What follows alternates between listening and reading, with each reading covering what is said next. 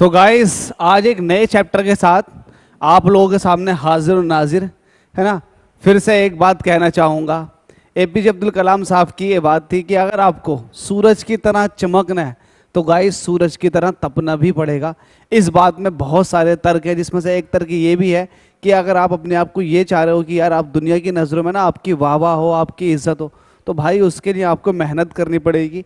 मेहनत का मतलब ये है, यहाँ पर आपको अगर गवर्नमेंट एग्जाम की तैयारी कर रहे हैं तो भाई आपको उसको फाइट करने के लिए मेहनत तो करनी पड़ेगी, लेकिन इन लास्ट आपको तो पता ही है सक्सेस ही मिलती है। तो चलो स्टार्ट करते हैं लेक्चर नंबर 1, जिसका नाम है केमिकल बॉन्डिंग। ये हमारा चैप्टर है, चैप्टर नंबर 5।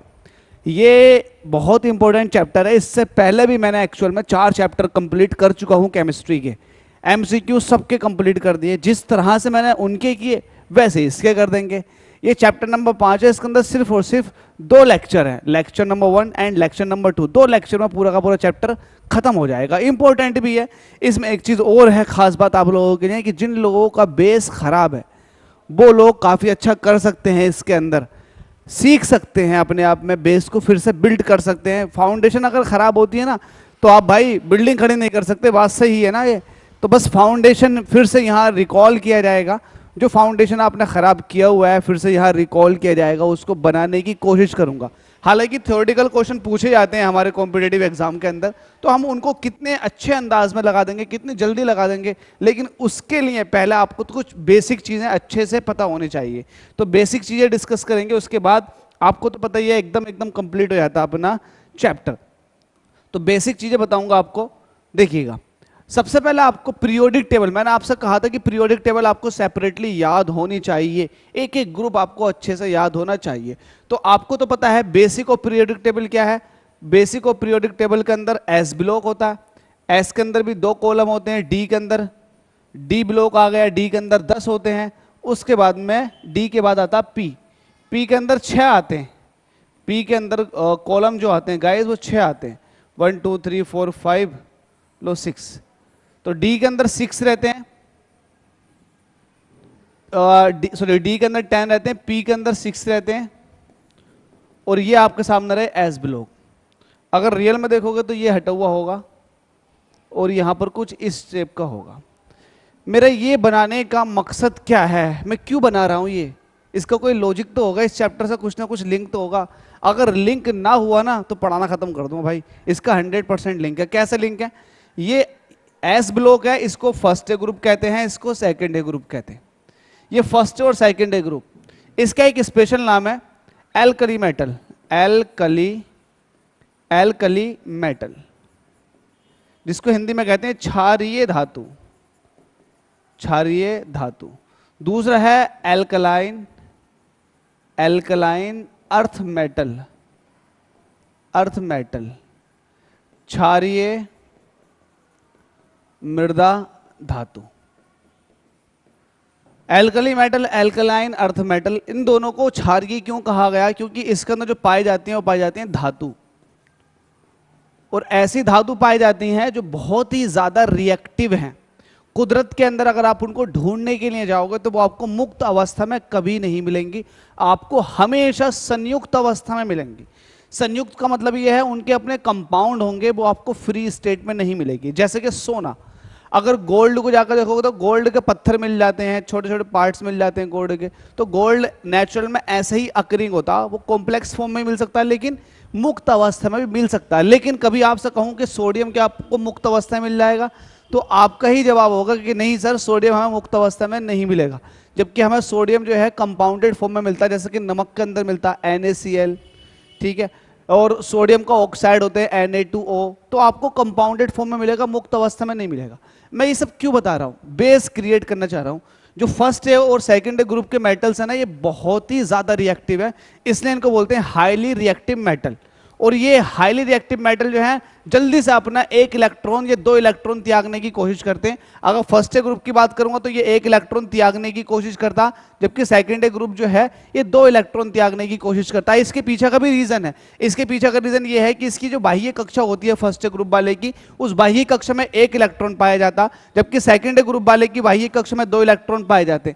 तो ये दोनों ही अपने आउटर मोस्ट शेल के इलेक्ट्रॉन निकाल के, कंप्लीट निकाल के अपने आप को स्टेबल करने की कोशिश करते हैं। सिमिलरली अगर इस वाले ग्रुप की बात करूं, ये हमारे पास पी ब्लॉक है जिसके अंदर 6 ग्रुप हैं, इसके अंदर लास्ट वाला 0 ग्रुप जो है वो बहुत ही ज्यादा स्टेबल है, एक्रिय गैसों से भरा हुआ है। लेकिन जो उससे पहले जस्ट 2 ग्रुप है जिसके अंदर ऑक्सीजन फैमिली है और फ्लोरीन फैमिली है, दोनों को लिख देता हूं। ऑक्सीजन फैमिली ओ, ऑक्सीजन सल्फर, ये सल्फर हो, oxygen sulphur, selenium, tellurium, polonium, उसके बाद में fluorine, chlorine, bromine and iodine, फिर एस्टेटाइन। तो इसके आउटर मोस्ट शेल में होते हैं 6 इलेक्ट्रॉन, जबकि इसके आउटर मोस्ट शेल में होते हैं 7 इलेक्ट्रॉन। जबकि हमें पता है कि किसी भी स्टेबल एलिमेंट की आउटर मोस्ट शेल में 8 इलेक्ट्रॉन होने चाहिए। तो गाइज ये 2 इलेक्ट्रॉन लेने की कोशिश करता है, जबकि ये 1 इलेक्ट्रॉन लेने की कोशिश करता है अपने आप को स्टेबल करने के लिए, अपने बाह्य कक्षा में 8 इलेक्ट्रॉन करने के लिए। ये सब बेसिक बात है। तो बेसिक बातें ये है कि भाई ये इलेक्ट्रॉन लेगा, जबकि ये फर्स्ट और सेकंड ग्रुप के एलिमेंट इलेक्ट्रॉन देंगे। जो इलेक्ट्रॉन देते हैं उनको बोलते हैं हाईली इलेक्ट्रोपॉजिटिव। हाईली इसलिए बोला गया क्योंकि वो बहुत जल्दी से दे देते हैं, लेकिन जो बहुत जल्दी से एक्सेप्ट करने की टेंडेंसी रखते हो तो भाई उनको कहेंगे ये हाईली इलेक्ट्रॉन निगेटिव है।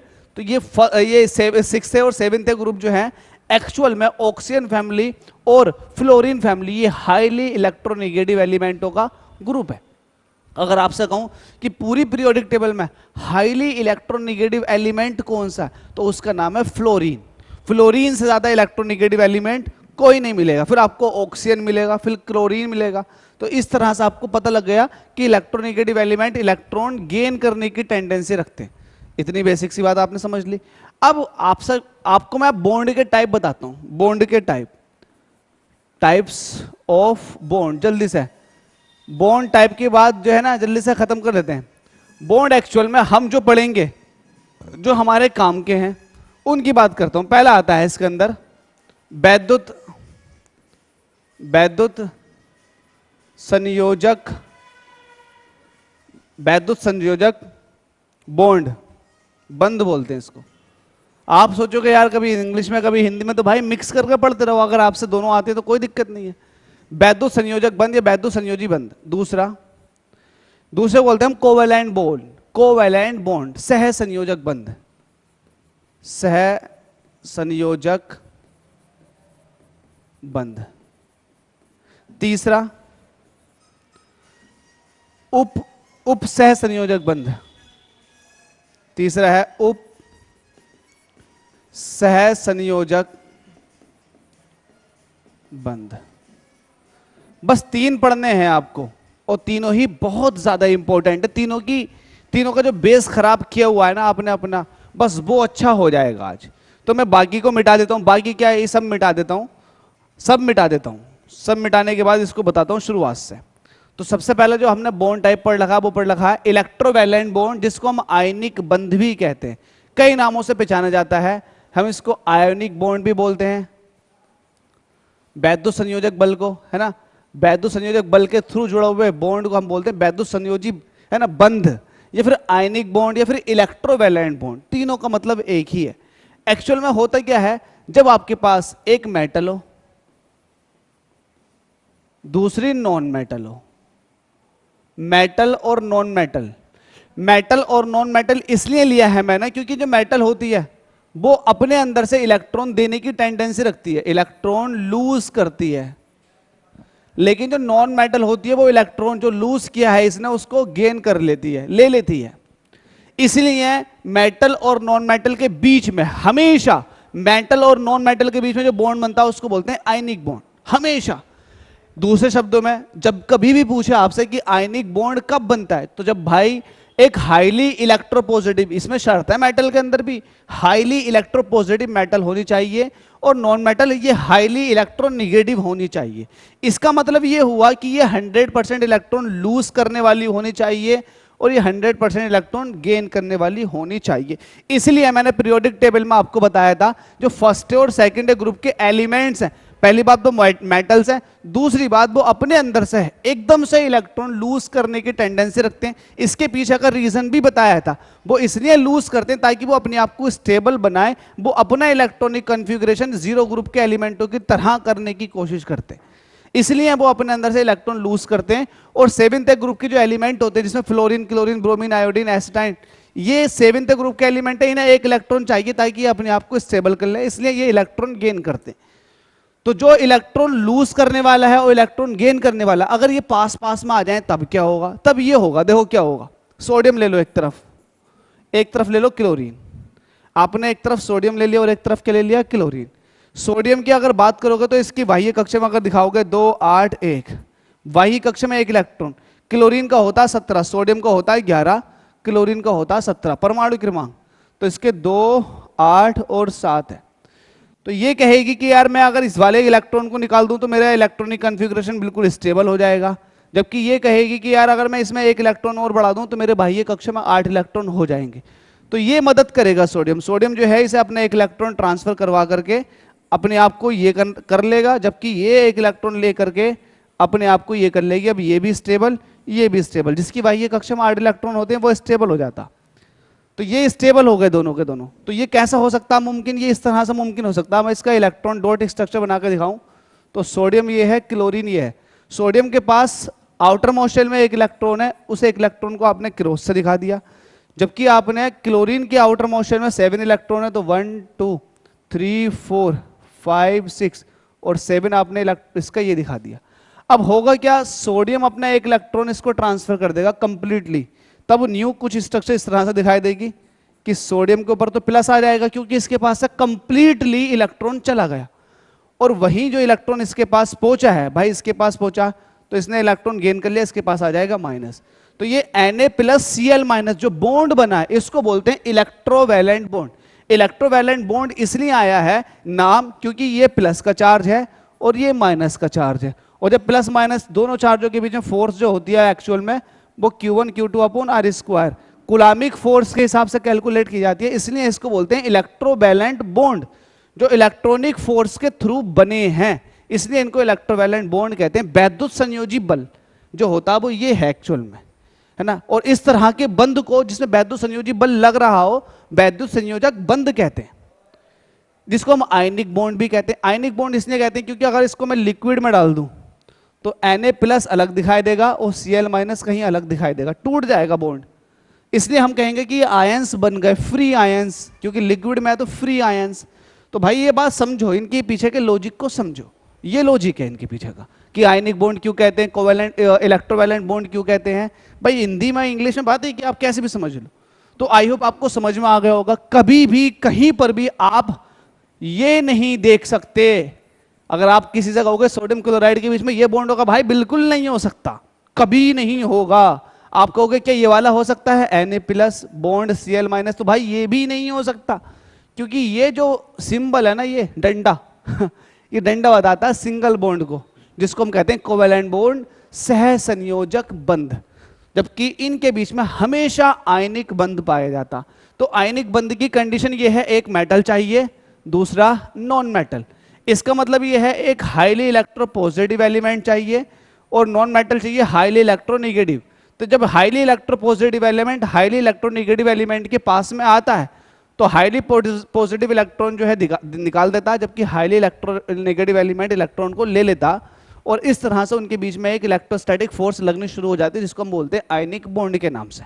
आई होप आपको ये पूरा का पूरा लॉजिक समझ में आ गया होगा। अगर समझ में आ गया हो तो भाई या तो इसका स्क्रीनशॉट ले लो या फिर इसको उतार लो। आयनिक बॉन्ड की कहानी मैंने आपको बता दी। अब दूसरा बॉन्ड जो आता है मेरे पास, दूसरा बॉन्ड, इसको बाद में बताऊंगा आपको। दूसरा बॉन्ड जो आता है इसको मिटा देता हूं। दूसरा बॉन्ड आता है मेरे पास कोवैलेंट बॉन्ड, सह संयोजक। को का मतलब होता है सह, कोवैलेंट बॉन्ड जिसको बोलते हैं सह संयोजक बंध। कोवैलेंट बॉन्ड मतलब सह संयोजक बंध। सह मतलब साथ में, संयोजक मतलब मिलके जुड़ेंगे, तो साथ में जुड़ते हैं, सह संयोजक बंध कहलाते हैं। जैसे कि अभी आपने देखा जब एक highly electropositive element highly electronegative element के पास आया तो भाई वो बॉन्ड बन गए, एक ने इलेक्ट्रॉन दे दिया, दूसरे ने इलेक्ट्रॉन ले लिया। लेकिन अब हम ये कह रहे हैं कि भाई अब हमारे पास जो है ना हाईली इलेक्ट्रोपॉजिटिव एलिमेंट नहीं है, ऐसा एलिमेंट है जिसके पास पॉजिटिविटी है ही नहीं या फिर बहुत ही कम पॉजिटिविटी है। इतनी कम पॉजिटिविटी है कि वो अपना इलेक्ट्रॉन आउटर मोशन में जो घूम रहा है उसको नहीं दे सकता, बिल्कुल नहीं दे सकता। तब क्या होगा, तब किस तरह के बॉन्ड बनेंगे? तो एक्चुअल में ट्रांसफर ऑफ इलेक्ट्रॉन की वजह से बने थे आयनिक बॉन्ड, लेकिन शेयरिंग ऑफ इलेक्ट्रॉन की वजह से इस केस में जो होता है ना, शेयरिंग हो जाती है। दूसरे वाले केस जो बता रहा हूं ना, जब नहीं दे सकता इलेक्ट्रॉन और सामने लेने वाला भी ऐसा ही है कि वो कह रहा है कि भाई मुझे तेरा कंप्लीट इलेक्ट्रॉन नहीं चाहिए, लेकिन तू साझेदारी कर ले मेरे साथ। तो जो साझेदारी से बंध बनते हैं उनको बोलते हैं भाई साहब सह संयोजक बंध, कोवैलेंट। को मतलब दोनों ने, वैलेंट मतलब मिल करके बॉन्ड बनाए, तो कोवैलेंट बॉन्ड का मतलब समझ में आ गया, कोवैलेंट बॉन्ड। अब देखो हाइड्रोजन की बात कर लेता हूं, और एक तरफ मेरे पास क्या है, क्लोराइड, एक H है और एक है Cl। अब Cl जो है ये हाईली इलेक्ट्रॉन निगेटिव एलिमेंट है, इसे इलेक्ट्रॉन चाहिए ही चाहिए हर हाल में अपना ऑर्बिट पूरा करने के लिए। हाइड्रोजन की अगर बात करोगे तो इसके आउटर मोस्ट शेल में कितने इलेक्ट्रॉन है, इसके आउटर मोस्ट शेल में एक इलेक्ट्रॉन है। हाइड्रोजन तो, अब हाइड्रोजन जो है ये मेटल नहीं है, ये एक गैसेस एलिमेंट है, तो इसकी इलेक्ट्रॉन पॉजिटिविटी इतनी हाई नहीं है कि ये अपना इलेक्ट्रॉन कंप्लीटली क्लोरीन को दे दे। ये थोड़ा है ना, बिल्कुल कम है। ऐसा मान लो कि इसके पास भाई इलेक्ट्रो पॉजिटिविटी है ही नहीं, तो क्या होगा, क्या ये अपने इलेक्ट्रॉन दे सकता? इसके इलेक्ट्रॉनों की बात करें तो 7 इलेक्ट्रॉन इसके बनाकर दिखा दो, इसके 7 इलेक्ट्रॉन कुछ इस तरह से बनेंगे। अब सवाल ये है, क्या ये अपना एक इलेक्ट्रॉन ट्रांसफर कर सकता है इसे? क्या ये अपना एक इलेक्ट्रॉन ट्रांसफर कर सकता है? इसका जवाब है भाई नहीं कर सकता। इलेक्ट्रॉन तब ट्रांसफर किया जाता है तब जब वो अपने पास एक हाई इलेक्ट्रोपॉजिटिविटी रखता हो, मतलब इलेक्ट्रॉन देने की टेंडेंसी हो, इसकी देने की टेंडेंसी है ही नहीं। तब उस सूरत हाल में हाइड्रोजन और क्लोरीन के बीच में एक साझेदारी से बंध बन जाएगा, इन दोनों के बीच में साझेदारी हो गई। इसके भी जो आउटर मोस्ट शेल का इलेक्ट्रॉन था, हाइड्रोजन कहेगा भाई ये मेरा हो गया, है ना, ये कहेगा ठीक है तुम्हारा भी फिर हमारे पास आ गया। तो ये जो एक क्रॉस है और एक डॉट है, इन दोनों इलेक्ट्रॉनों ने साझेदारी की है, तो इस तरह के बंध को बोलते हैं कोवैलेंट, साझेदारी के द्वारा बंध, बने हुए बंध। अब एक तरफ हाइड्रोजन और एक तरफ क्लोरीन। अब मुझे एक बात बताओ, आप एक बात ये बताओ, मैं आपसे कहूंगा कि इलेक्ट्रॉन आपके पास ये है, तो ये इलेक्ट्रॉन थोड़ा किधर होंगे? क्या ये बिल्कुल बीच में होंगे? क्या थोड़ा शिफ्टेड वो होंगे? जो कि मैंने आपको बता रखा, क्लोरीन जो है हाईली इलेक्ट्रोनिगेटिव एलिमेंट है, तो ये इलेक्ट्रॉन पेयर, थोड़ा इलेक्ट्रॉन पेयर जो है ये क्लोरीन की तरफ को होगा, थोड़ा सा क्लोरीन की तरफ को होगा, बिल्कुल बीच में नहीं होगा। क्यों नहीं होगा? क्योंकि हाइड्रोजन के मुकाबले क्लोरीन की इलेक्ट्रोनिगेटिविटी ज्यादा है, तो जिसकी इलेक्ट्रोनिगेटिविटी ज्यादा होती है वो इलेक्ट्रॉन पेयर को अपनी तरफ खींचने की ताकत रखती है। तो भाई इसलिए जो है ना, थोड़ा सा इसकी तरफ को शिफ्ट हो जाएगा। जब थोड़ा सा शिफ्ट हो गया तो इसके ऊपर पार्शियल पॉजिटिव चार्ज आ जाएगा, जबकि पार्शियल नेगेटिव चार्ज इसकी तरफ आ जाएगा, क्योंकि पार्शियली इसके पास पहुंचा है और पार्शियली इससे दूर गया है। आई होप आपको मेरी बात समझ में आ गई होगी। इसीलिए कोवैलेंट बॉन्ड जो है दो तरह के होते हैं। कोवैलेंट बॉन्ड कितनी तरह के होते हैं? दो तरह के। पहला टाइप क्या है? Polar covalent bond, polar covalent bond. दूसरा होता है non polar, non polar covalent bond. Polar covalent bond मतलब जिसके अंदर पोलैरिटी आ जाए, जैसे कि यहां पर पोलैरिटी आ गई plus minus, H plus Cl minus, डंडा जरूर दिखाओगे, तो ये पोलैरिटी आ गई प्लस माइनस की, तो उसको बोलेंगे पोलर कोवैलेंट बॉन्ड। बना तो कोवैलेंट बॉन्ड ही है, लेकिन भाई पोलैरिटी के साथ। नॉन पोलर कब बनता है? देखो पोलर को तो आपको समझ में आ गया, नॉन पोलर। अच्छा, पोलर और नॉन पोलर को हिंदी में क्या कहते हैं? पोलर को बोलते हैं ध्रुवीय, जिसके अंदर ध्रुव पाए जाएं, ठीक है, ध्रुव पाए गए। और नॉन पोलर अध्रुवीय, जिसके अंदर ध्रुव ना पाए जाए। तो अब मैं नॉन पोलर का एक एग्जांपल ले लेता हूं। मैं कहता हूं कि ठीक है, हाइड्रोजन का एक मॉलिक्यूल ले लो H2, Cl2 का Cl2 ले लो, H2 Cl2 और N2, ये जितने भी हैं इनकी अपनी आपकी मॉलिक्यूलर फॉर्म है। इसका मतलब ये है इसमें दो हाइड्रोजन के मॉलिक्यूल ने साझेदारी की है। इसमें क्लोरीन क्लोरीन के बीच में एक बॉन्ड बना हुआ है, नाइट्रोजन नाइट्रोजन के बीच में, अब आपको तो पता है नाइट्रोजन नाइट्रोजन ट्रिपल बॉन्ड के साथ जुड़ती है। ये आपको बेसिक चीजें पता होनी चाहिए। अब देखो एक बात समझो, इसमें बारीकी से समझना, क्योंकि आपने अगर ये चीज फिर से समझ ली तो भाई आपको कोवैलेंट बॉन्ड का बिल्कुल सब समझ में आ जाए। अब मैं ये कह रहा हूं कि हाइड्रोजन, देखो दोनों हाइड्रोजन सेम है, तो दोनों की इलेक्ट्रोनिगेटिविटी भी सेम है। अब इसमें से कौन सा इलेक्ट्रॉन खींचेगा, कौन सा खिंचवाएगा? तो आप कहोगे भाई दोनों की जब इलेक्ट्रोनिगेटिविटी सेम है तो कोई ना तो खिंचवाएगा और ना ही खींचेगा। तो इसका मतलब इलेक्ट्रॉन कहां पहुंचेगा?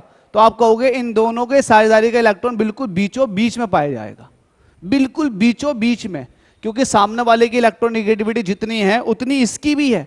जितनी ताकत से वो खींचने की कोशिश कर रहा है उतनी ताकत से ये भी खींचने की कोशिश कर सकता है, इसलिए जो जो बॉन्डिंग इलेक्ट्रॉन पेयर है वो बिल्कुल बीचों बीच में पाया जाएगा। अगर मैं कहूंगा क्लोरीन का, तो सेम क्लोरीन का भी सिनेरियो होगा। नाइट्रोजन की बात करूंगा तो भाई इलेक्ट्रॉन पेयर सबके सब कहां होंगे? बीच में।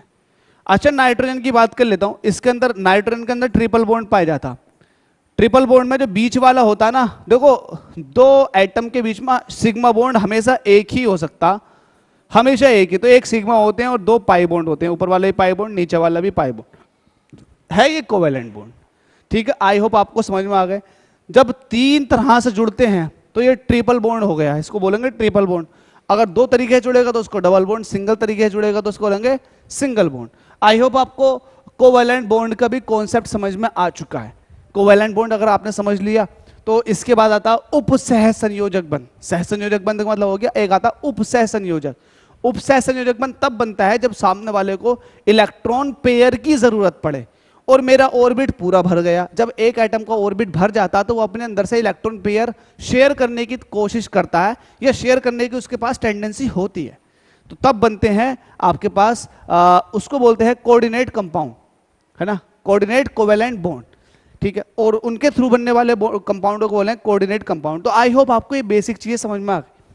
इसमें एक चीज और आती है जो कि इंपॉर्टेंट है, वो है आपके पास हाइब्रिडाइजेशन। क्या बोलते हैं इसको? हाइब्रिडाइजेशन। हिंदी में इसको देख लेना क्या कहते हैं, हाइब्रिडाइजेशन, जिससे ये पता लगाया जाता है कि जो मॉलिक्यूल है उसकी शेप कैसी होने वाली है, उसकी शेप क्या होगी। तो ये बेसिक बात है। VSEPR थ्योरी के बारे में आपने सुना होगा। VSEPR, valence shell electron pair repulsion theory, बहुत इंपॉर्टेंट थ्योरी होती है जो शेप ऑफ, है ना, मॉलिक्यूल डिसाइड करवाती है, बहुत इंपॉर्टेंट है। अगर मैं आपसे ये कहूं, अगर मैं, देखो इसके बारे में थोड़ा समझ लेते हैं। इसके बारे में ये समझो कि अगर आपके पास एक लीनियर स्ट्रक्चर है तो इसका हाइब्रिडाइजेशन जो होगा, इसका जो हाइब्रिडाइजेशन होगा लीनियर का, हमेशा वो sp होगा, एक s ऑर्बिटल और एक p ऑर्बिटल। लेकिन अगर ट्राइगोनल है और इस तरह का, तो भाई इसका हमेशा sp2 होता है, हमेशा हाइब्रिडाइजेशन sp2 होता है।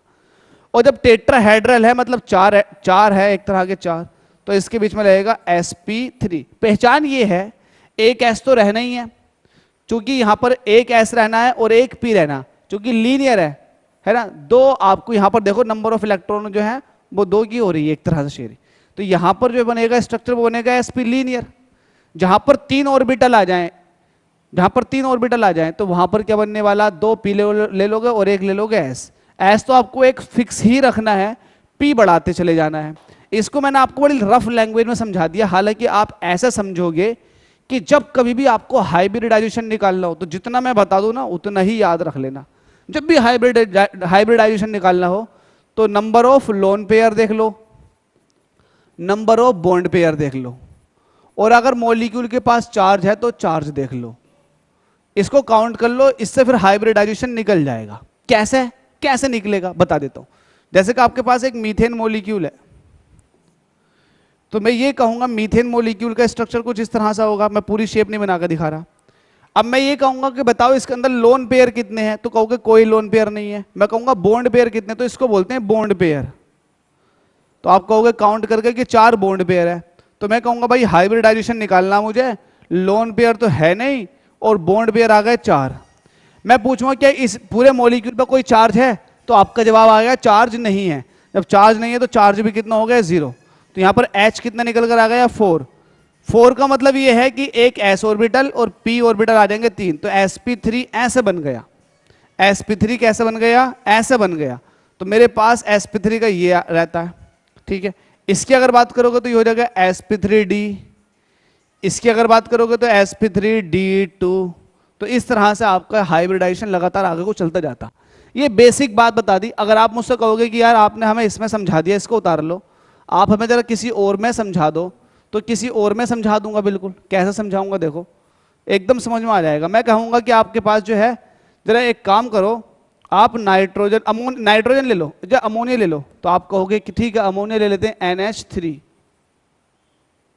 मैं कहूंगा ठीक है इसका स्ट्रक्चर बनाओ, तो आप कहोगे नाइट्रोजन और इससे लगे हुए 3 हाइड्रोजन, एक हाइड्रोजन, दूसरी हाइड्रोजन और तीसरी हाइड्रोजन। मैं कहूंगा कि नाइट्रोजन का आउटर मोस्ट शेल में कितने इलेक्ट्रॉन थे, आप कहोगे 5 इलेक्ट्रॉन थे। मैं कहूंगा कि कितने बॉन्डिंग में हिस्सा ले लिया, आप कहोगे 3 इलेक्ट्रॉन ना बॉन्डिंग में हिस्सा ले लिया। तो मैं कहूंगा 2 इलेक्ट्रॉन बचे, वो कहां गए, आप कहोगे ठीक है 2 इलेक्ट्रॉन जो बचे हैं वो यहां गए, ठीक है। तो मैं कहूंगा कि ठीक है इसका हाइब्रिडाइजेशन बताओ, लोन पेयर कितने हैं, तो आप कहोगे लोन पेयर 1 है, 1 लोन पेयर। मैं कहूंगा बॉन्ड पेयर कितने हैं, आप कहोगे 1 2 3 बॉन्ड पेयर है, तो टोटल काउंट कितना हो गया 4। जब 4 हो गए तो 4 के लिए कौन सा आएगा बताओ, एक एस और पी कितने 3, तो sp3। ये मैं आपके लायक बता रहा हूं, आप कॉम्पिटेटिव एग्जाम की तैयारी कर रहे हैं तो भाई आपके लिए सफिशिएंट है, ये चीज है बिल्कुल सफिशिएंट है, आप बिल्कुल निश्चिंत रहें, सफिशिएंट है, बच के नहीं जाएगा क्वेश्चन, इतना मुझे पता है कि अगर आ जाए तो आपसे बच के नहीं जाएगा इतनी नॉलेज पे। चलो स्टार्ट करते हैं। इसमें कुछ मैंने जो ले रखा है, इतनी बड़ी पूरी की पूरी ले रखी है सब कुछ, तो इसमें इसको मैंने क्यों ले रखा बता देता हूं। एक्चुअल में जब लीनियर स्ट्रक्चर की बात होती है तो उसका आपको तो पता ही है sp होता है लीनियर का, और ट्रायगोनल प्लेनर का sp2 होता है, टेट्राहेड्रल का sp3 होता है। सबसे ज्यादा इंपॉर्टेंट टेट्राहेड्रल है, और तीनों शुरू के तीनों ही बहुत ज्यादा इंपॉर्टेंट हैं, तीनों ही, लेकिन टेट्राहेड्रल सबसे ज्यादा इंपॉर्टेंट है। टेट्राहेड्रल की नॉर्मल शेप जो होती है वो होती है ये, जिसमें तीन एटम नीचे होते हैं और एक एटम होता है ऊपर। जब इस तरह का हो तो इसको बोलते हैं टेट्राहेड्रल शेप। लेकिन अगर ये थोड़ा लोन पेयर मिल जाए, एटम ना हो करके 3 एटम है और एक लोन पेयर है, तो थोड़ा ट्विस्ट हो जाता है, इसको बोलते हैं ट्रायगोनल पिरामिडल। नीचे ट्रायंगल बन जाता है और ऊपर जो है ना पिरामिडल शेप इसलिए बोली गई क्योंकि ये पिरामिड बन जाता है, ये टेट्राहेड्रल शेप है। लेकिन अगर मेरे पास एक लोन पेयर की जगह 2 लोन पेयर हो जाए, जैसे कि यहां पर है, तब ये और ज्यादा ट्विस्टेड हो जाता है, तो इसको बोलते हैं बैंट शेप, बैंट टेट्राहेड्रल या वी शेप का टेट्राहेड्रल, ठीक है। ये वाली बात आप याद रख लेना थोड़ी। ये जो पाई जाती है ना, ये पाई जाती है वाटर मॉलिक्यूल के अंदर, तो वाटर मॉलिक्यूल का शेप जो होता है वो कुछ इस तरह का होता है। पिरामिडल की बात करोगे, एक लोन पेयर पाया जाता है अमोनिया के पास, तो ये अमोनिया का हो गया। वाटर के पास आपको पता है ना ऑक्सीजन मॉलिक्यूल रहता है, तो ऑक्सीजन पे 2 लोन पेयर पाए जाते हैं, तो वो ये हो गया। टेट्राहेड्रल ये आपके पास CH4 के अंदर भी पाया जाता है, CCl4 के अंदर भी ये पाया जाता, टेट्राहेड्रल शेप। तो ये 3 आपको मुख्यतः याद कर लेनी है, समझ लेनी है, जितनी मैंने आपको समझाई उतनी ही सफिशिएंट है। कभी मौका मिला तो पूरी डिटेल से बताएंगे इसके बारे में।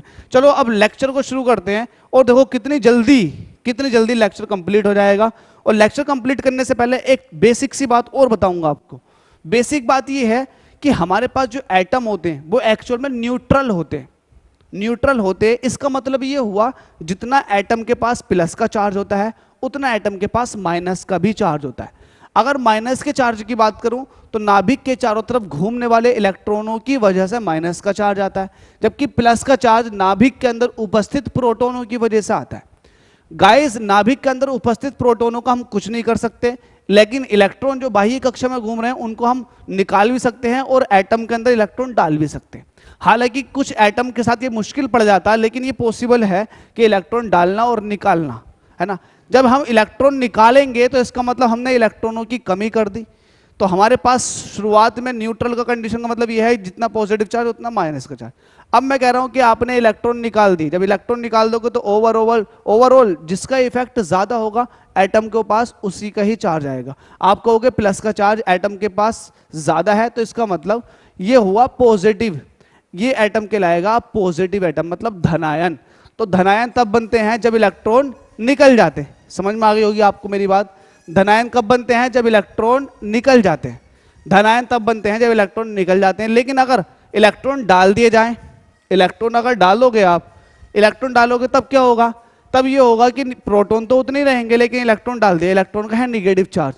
तो ओवरऑल इस कंडीशन में जो आपके पास एटम बना वो हो जाएगा निगेटिव एटम, जिसको आप बोलते हो ऋणायन। तो ऋणायन तब बनते हैं जब इलेक्ट्रॉन डाले जाते हैं, धनायन तब बनते हैं जब इलेक्ट्रॉन निकाले जाते हैं। तो जल्दी से इस क्वेश्चन को लगाते हैं, अब आपको दिक्कत नहीं आएगी। देखो, धनायन तब बनता है जब, धनायन तब बनेगा, धनायन कब बनेगा? जब इलेक्ट्रॉन निकाल दोगे। जब इलेक्ट्रॉन निकालोगे तो इलेक्ट्रॉनों की कमी कर दोगे, इलेक्ट्रॉनों की कमी कर दोगे तो प्लस का चार्ज ओवरऑल ज्यादा हो जाएगा। तो परमाणु इलेक्ट्रॉन ग्रहण करता है नहीं भाई, इलेक्ट्रॉन ग्रहण करेगा तो निगेटिव हो जाएगा। यार ये मेरा कैमरा रुक गया था भाई। हाँ भाई, धनायन कब बनता है बताओ, पता है ना? परमाणु इलेक्ट्रॉन खोता है, जब परमाणु के अंदर से एक इलेक्ट्रॉन निकल जाएगा तब हमारा क्या बनता है? धनायन। धनायन को बोलते हैं पॉजिटिव एटम। ठीक है, आई होप आपको ये बेसिक चीजें समझ में आ रही होंगी। चलो आगे देखते हैं।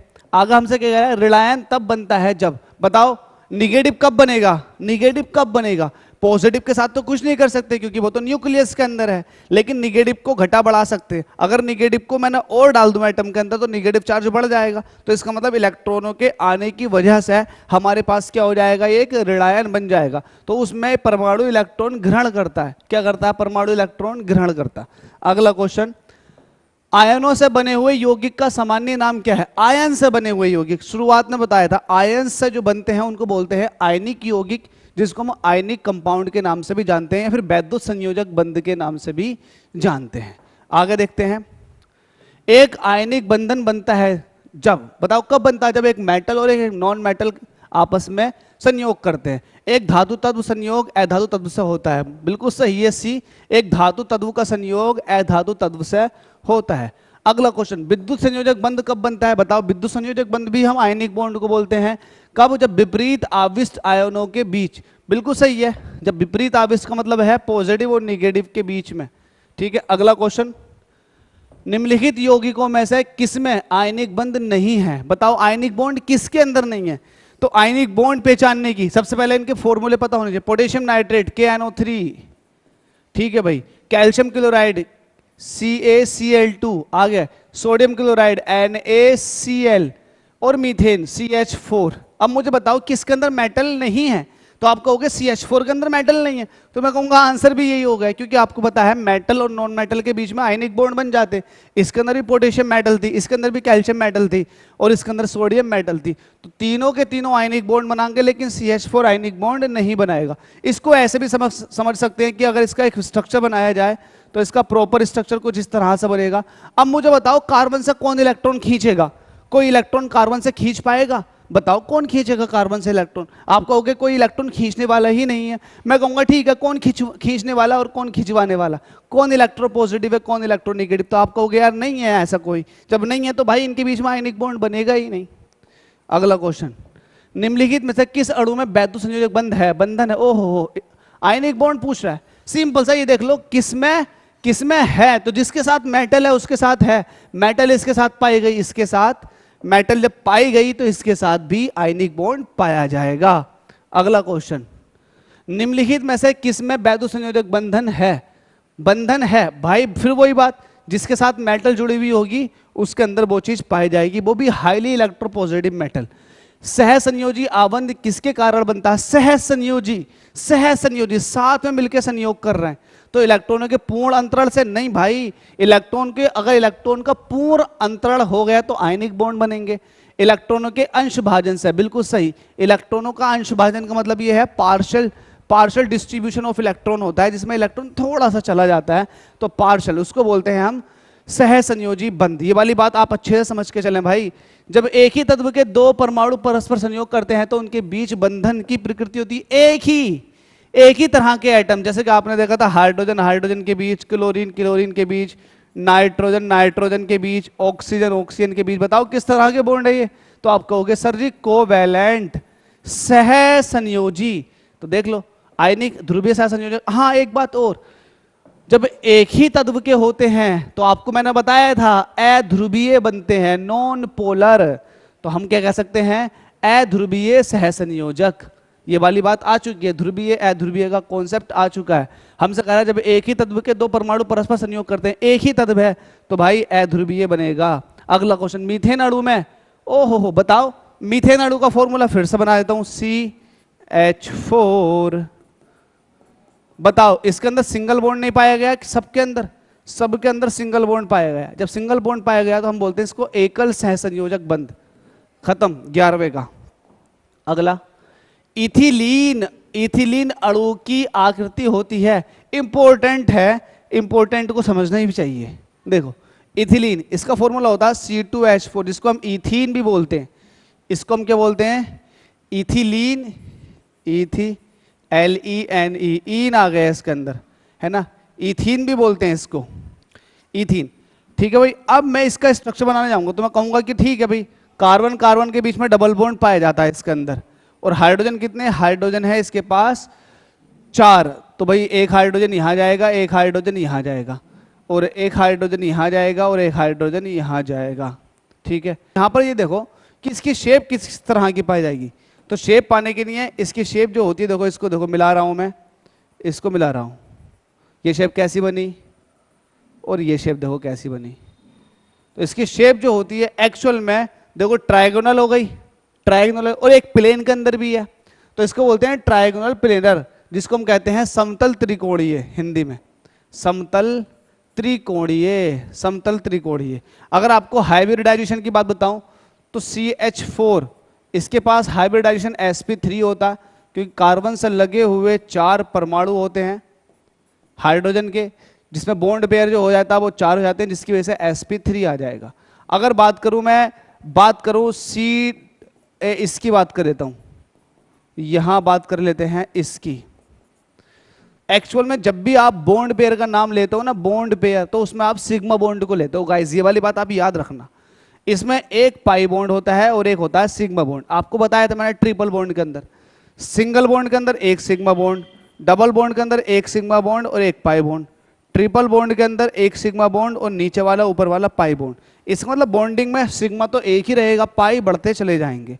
तो यहाँ पर एक सिग्मा बॉन्ड है और एक पाई बॉन्ड है, लेकिन हम हमेशा जब भी बॉन्ड पेयर में लेते हैं वो लेते हैं सिग्मा बॉन्ड को, तो ये भी सिग्मा बॉन्ड, ये भी सिग्मा बॉन्ड, तो आपके पास 3 सिग्मा बॉन्ड हो गए, जिसके हिसाब से ये बन जाएगा sp2। तो आपके पास बॉन्ड पेयर 3 हुए, तो 3 बॉन्ड पेयर के हिसाब से ये आ जाएगा sp2। और sp2 जब आता है तो देखो यहाँ देखो sp2 शुरुआत में बताया था मैंने, बिल्कुल शुरुआत में भाई, जहाँ पर डबल बॉन्ड था, ये है आपके पास सिंगल बॉन्ड। देखो ये देखो, ये ट्रिपल बॉन्ड वाली कंडीशन में है, और ये आपके पास डबल बॉन्ड वाली कंडीशन में है। तो डबल बॉन्ड की कंडीशन में देखो sp2 था, यहाँ पर मैंने लिख भी दिया था sp2, तो ये डबल बॉन्ड की कंडीशन में है। डबल बॉन्ड की कंडीशन में तो बनेगा क्या, ट्रायगोनल प्लेनर। तो क्या मैंने यहाँ यही नहीं बताया आपको, ट्रायगोनल प्लेनर? यस, बिल्कुल मैंने यही बताया। अभी कभी नहीं चलता, कोई दिक्कत नहीं, मैंने आपको क्लीन, बिल्कुल क्लीन और फ्रेश कर दिया कि क्या हुआ था उसके अंदर। आगे देखो, निम्नलिखित में से किस यौगिक की आकृति चतुष्फल की है? चतुष्फल का मतलब क्या था, टेट्राहेड्रल, जिसको आप sp3 कह रहे थे। अब जरा मुझे बताओ sp3 किसके अंदर होगा? अगर वाटर की बात करें तो यस, वाटर का। अब देखो आपको अब ये क्वेश्चन क्लियर करा जाएगा कि आप हाइब्रिडाइजेशन निकालते कैसे हो। सबसे पहले अमोनिया को ले लो, NH3, इसका शेप बनाओ, नाइट्रोजन एक हाइड्रोजन ये, एक हाइड्रोजन ये, और एक हाइड्रोजन ये, बचा इस पर लोन पेयर ऑफ इलेक्ट्रॉन, ये आ चुका, लोन पेयर ऑफ इलेक्ट्रॉन ये। अब यहां पर देखो, यहां पर देखो, मैं इसका हाइब्रिडाइजेशन निकाल रहा हूं। हाइब्रिडाइजेशन निकालने के लिए नंबर ऑफ सिग्मा बॉन्ड, एक सिग्मा बॉन्ड ये है, एक सिग्मा बॉन्ड ये है, और एक सिग्मा बॉन्ड ये है। सिंगल बॉन्ड के अंदर एक ही सिग्मा बॉन्ड होता, 3 सिग्मा बॉन्ड हो गए। लोन पेयर कितने, एक, तो टोटल कितना हो गया 4। 4 के लिए क्या बनेगा, sp3। ध्यान से सुनते रहना। दूसरा ले लो मैं वाटर का, H2O, खोल कर लिखो इसका स्ट्रक्चर को। जब इसका स्ट्रक्चर ओपन करके लिखोगे तो हाइड्रोजन, ऑक्सीजन, फिर हाइड्रोजन। हाइड्रोजन एक ही बॉन्ड बना सकता, बिल्कुल बना लिए हाइड्रोजन ने एक बॉन्ड। ऑक्सीजन 2 बॉन्ड बनाने की ताकत रखता, ऑक्सीजन ने 2 बॉन्ड बना लिए। ऐसा करने से ऑक्सीजन के पास 2 लोन पेयर बच जाते हैं। इस लोन पेयर को आप इस तरह से दिखा दोगे, इस वाले लोन पेयर को आप इस तरह से दिखा दो। जब इसकी बात करोगे हाइब्रिडाइजेशन की, इसके हाइब्रिडाइजेशन की बात करोगे तो इसके हाइब्रिडाइजेशन में आप करोगे सिग्मा बॉन्ड कितने, तो एक सिग्मा बॉन्ड ये है और एक सिग्मा बॉन्ड ये है, 2 सिग्मा बॉन्ड और दो सिग्मा बॉन्ड हो गए। और लोन पेयर कितने हो गए, इसका मतलब 2 बॉन्ड पेयर और 2 लोन पेयर, ओवरऑल 4 आ गया। और 4 के लिए क्या बनेगा अगेन, sp3। आई होप दोनों बातें क्लियर हो गई। अब बारी आती है कार्बन टेट्राक्लोराइड की। जरा ले लो CCl4। जब इसका स्ट्रक्चर बनाओगे तो CCl4 का स्ट्रक्चर, एक Cl ये चला गया, एक Cl ये चला गया, एक Cl ये चला गया और एक Cl ये।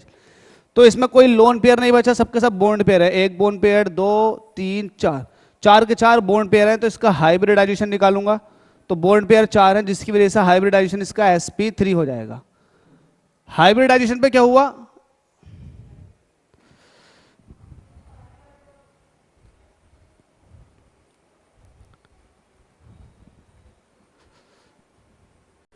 भाई हुआ क्या था, हुआ ये कि यार लाइट भाग गई, जिसकी वजह से जो पढ़ा रहे थे पूरी की पूरी पीपीटी जितनी पढ़ाई थी वो सारी की सारी रीसेट हो गई, सब कुछ पढ़ा है वो ख़त्म हो गया। तो बस आप लोगों के पास तो है, आप लोग उसको ध्यान से देख लें, स्क्रीनशॉट ले लें, या फिर आप जो है उसको नोट कर लें। फिलहाल मैं ये बता रहा था कि कार्बन टेट्राक्लोराइड का भी क्या निकल कर आया था हाइब्रिडाइजेशन, CCl4 का भी हाइब्रिडाइजेशन sp3 निकल कर आया था। अब लास्ट में बचता है आपके पास एसिटिलीन। अगर आपको एसिटिलीन का फॉर्मूला पता हो तो इसको हम बोलते हैं इथाइन।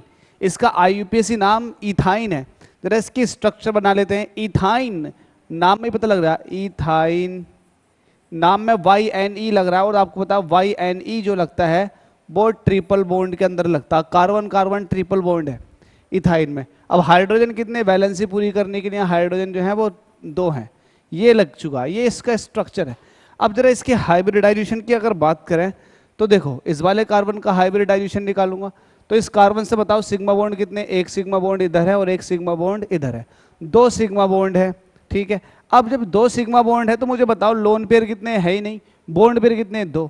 तो 2 बॉन्ड पेयर की वजह से हमारे पास जो हाइब्रिडाइजेशन निकल कर आएगा वो आएगा sp, और sp हाइब्रिडाइजेशन लीनियर स्ट्रक्चर को बताता, तो ये लीनियर निकल कर आ गया। जबकि आपके पास इसका भी sp3 निकल कर आया, इसका भी sp3 निकल कर आया, और इसका भी sp3 निकल कर आया। अब जब तीनों का ही sp3 निकल कर आया तो बताओ तीनों को डिफरेंशिएट कैसे करोगे, है कौन सा किसका। तो मेरे दोस्त मेरे भाई, मेरे दोस्त मेरे भाई और बाजियो मैं ये कहना चाहता हूं, जब आप इसके बारे में VSEPR थ्योरी पढ़ते हैं, जब पूरा डिटेल डिस्कशन करते हैं कि किस मॉलिक्यूल की क्या शेप निकल कर आती है, कितना बॉन्ड एंगल है, तो हर चीज कैलकुलेट की जाती है, उसके हिसाब से आपको बताया जाता। बट मैं आपको बताना चाहूंगा, जब आपके पास sp3 हाइब्रिडाइज्ड कार्बन मॉलिक्यूल होता है, कार्बन मॉलिक्यूल बोल दो या फिर किसी भी मॉलिक्यूल का sp3 हाइब्रिडाइज्ड है, फिर उसमें आप ये देखिएगा कि लोन पेयर कितने। अगर लोन पेयर नहीं है उसके अंदर, ठीक है, अगर लोन पेयर नहीं है, लोन पेयर इसके अंदर जो है वो नहीं है, तब ये एक्चुअल में टेट्राहेड्रल बनाता, टेट्राहेड्रल। अब टेट्राहेड्रल कौन सा टेट्राहेड्रल, सिंपल सा टेट्राहेड्रल बनाता है। इसकी शेप में एक कार्बन ये है तो ये आपके पास Cl आ जाएगा, एक Cl इधर चला जाएगा और एक Cl इधर चला जाएगा, ये एक्चुअल में, और एक Cl आ जाएगा ऊपर, तो ये टेट्राहेड्रल शेप निकल कर आ गई। लेकिन अगर आपके पास एक लोन पेयर आता है, तो भाई एक लोन पेयर आने की वजह से, जैसे कि आपके पास अमोनिया के अंदर था, तो यहां पर एक लोन पेयर ऑफ इलेक्ट्रॉन ये था, और यहां पर एक H ये आ जाएगा, एक H ये आ जाएगा, एक H ये आ जाएगा, ये तीनों मिलकर के ट्राइंगल बना लेंगे, तो ये हो जाएगा ट्राइंगल, है ना, ट्राइंगुलर प्लेन में है ट्राइंगल, और पूरी शेप बन रही है पिरामिड, तो ट्राइंगल पिरामिडल शेप इसकी ये आ चुकी है। तो इसके अंदर तो ये है, थोड़ा क्या होता है, जो हाइड्रोजन आइटम में डिस्टोर्टेड हो जाते हैं, थोड़े से साइड से भाग जाते हैं लोन पेयर की वजह से।